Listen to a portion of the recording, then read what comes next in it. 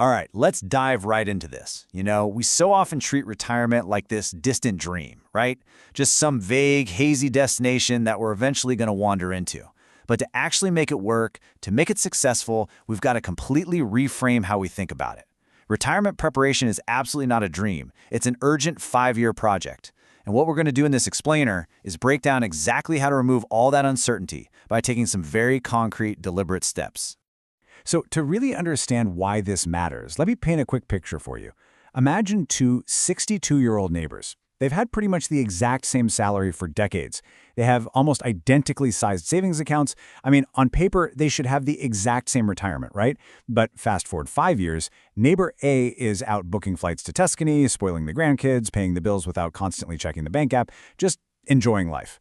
Neighbor B, on the other hand, is actually still working because their savings are just disappearing way faster than they ever expected. And the crazy thing, the difference between these two wasn't some secret investment trick or winning the lottery.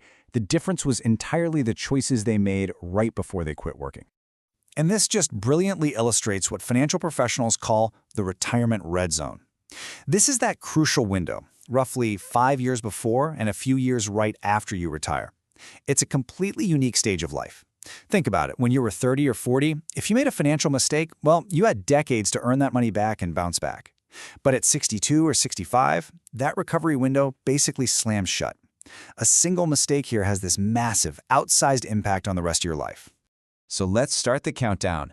Year 5, building the foundation.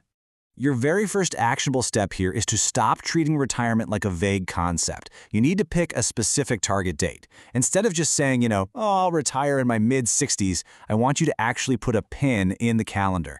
June 2031, December 2032, whatever it is, lock it in. Because picking an exact date gives every single decision you make from here on out a precise direction. It literally dictates how much you need to save right now, how aggressively you should invest, when you're going to claim benefits, and exactly how long your money actually has to last. Once you've got that target date locked in, you need to look at your spending in a completely new way. We're going to break your budget down into 3 columns. And we're talking about a real budget here, not some fantasy where you magically spend $0. First, you've got your essentials, things like housing, food, healthcare.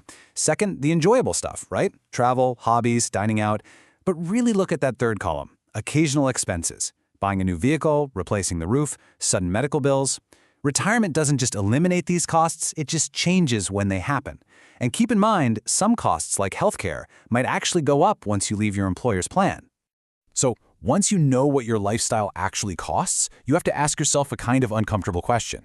If you keep doing exactly what you're doing today, are you realistically going to hit your target? To answer that, you really have to understand this absolutely crucial distinction. Risk tolerance is purely emotional. It's how much market volatility you can stomach without, losing sleep. But risk capacity, that's mathematical. That is exactly how much of a loss your plan can actually survive without forcing you to drastically cut your lifestyle or, worse, go back to work. At 5 years out, your whole goal shifts from just chasing massive returns to protecting the plan you've built. And protecting the plan really means protecting yourself against surprises. Year 5 is the time to review all the non-investment aspects of your life. Go check your insurance, update those beneficiaries, review your will. And yes, you really need to have a serious, deliberate discussion about long-term care.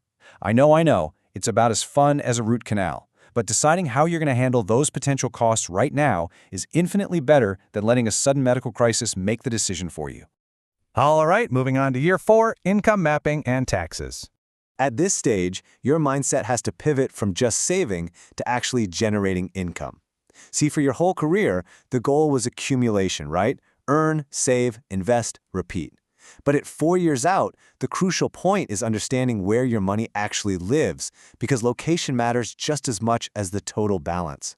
2 people can literally both have $2 million, but their after-tax income could look wildly different. Your money is probably split up between traditional tax-deferred accounts, tax-free Roth accounts, and maybe some taxable investments. So you need to look at your taxable net worth. This is the exact time to map out professional tax planning, stuff like potential Roth conversions, well before you actually need to tap into the income. You definitely don't want to get hit with a massive, unexpected tax bill later. And while we're mapping all these things out, married couples have to run a scenario that frankly nobody likes to think about. What happens financially if one spouse dies first? The surviving spouse might suddenly face a completely different tax filing status, altered Social Security benefits, but their core household expenses, like the mortgage or the utilities, might stay exactly the same. A plan that works beautifully for two people might completely fall apart for one. This isn't about being pessimistic. This is just smart, necessary protection. Which brings us to year 3, Social Security and protection. Okay, things are getting very real now. Your focus really has to lock in on guaranteed income and actively protecting your portfolio from the market. For most of us, the biggest piece of that guaranteed income is going to be Social Security. But here's a massive mistake people make. They only plan for an average life expectancy. If you make it to retirement age, there is a very high probability you're going to live well into your 80s or 90s. And for married couples, you really shouldn't just automatically claim Social Security at the exact same time. Very often, delaying the higher earners benefit creates a much stronger, larger lifetime income strategy that protects both of you for a really long retirement. Now we've got to talk about what is arguably one of the most dangerous threats to any new retiree. It's called sequence of returns risk. So picture this, you retire, you throw the big retirement party, and literally the very next month, the stock market takes a massive dive. Well, because you need cash to pay your bills right now, you are forced to sell your investments while they are down. That combination is absolutely disastrous. It depletes your portfolio incredibly fast, far, far worse than if that exact same market drop happened, say, 10 years down the road. So how do we fix that? Well, let's look at a quick example. Say you spend $5,000 a month. But your guaranteed income, like your Social Security, covers $3,500 of that. That means your portfolio only actually has to cover a gap of $1,500 a month. That's $18,000 a year. If you want a 3-year cash reserve to completely protect yourself from a market crash right at the start of retirement, you only need $54,000 in cash. You don't need hundreds of thousands sitting in cash, you just need to cover the gap. It is a highly, highly efficient way to make sure you sleep well at night. All right, we are getting closer. Year 2, the cash flow plan. It is time to throw out the rough estimates. We need an actual, real cash flow plan built in layers.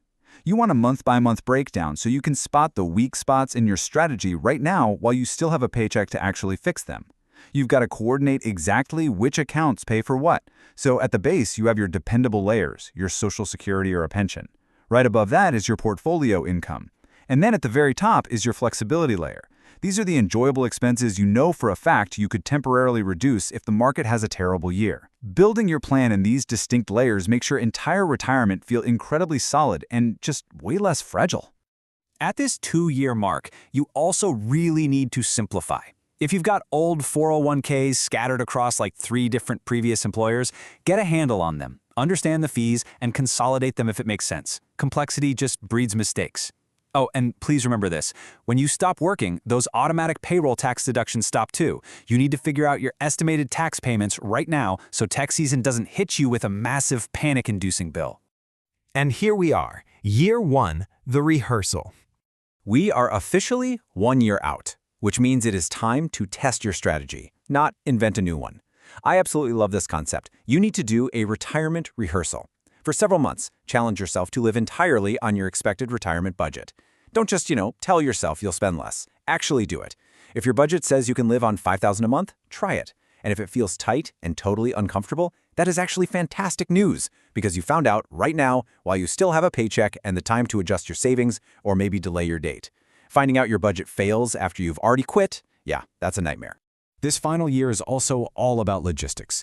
Get those automated transfers set up into your checking account so your new retirement paycheck feels totally seamless. Establish your backup routes. What exactly happens if you have a massive unexpected expense? And crucially, if you're retiring before Medicare kicks in, handle your healthcare enrollment deadlines immediately. Missing a window here can result in absolutely devastating out-of-pocket costs. And then, day 1, life after work. Suddenly, it's here. Monday morning rolls around and there is absolutely no one waiting for you to log in. And this brings us to the most vital realization of this entire explainer. Retirement is not just an investment problem. It's a profound lifestyle transition. For decades, your entire calendar, your social circle, your daily goals, they were all dictated by your job. The biggest difference between a failed retirement and a wildly successful one isn't just having enough money. It's deliberately planning how to use that money and, honestly, how to spend your time. So I want to leave you with this one final thought. You've mapped your income, you've planned for taxes, you've mitigated all that market risk. But what gives your week structure now? What gives you a reason to wake up and get genuinely excited about tomorrow? Because right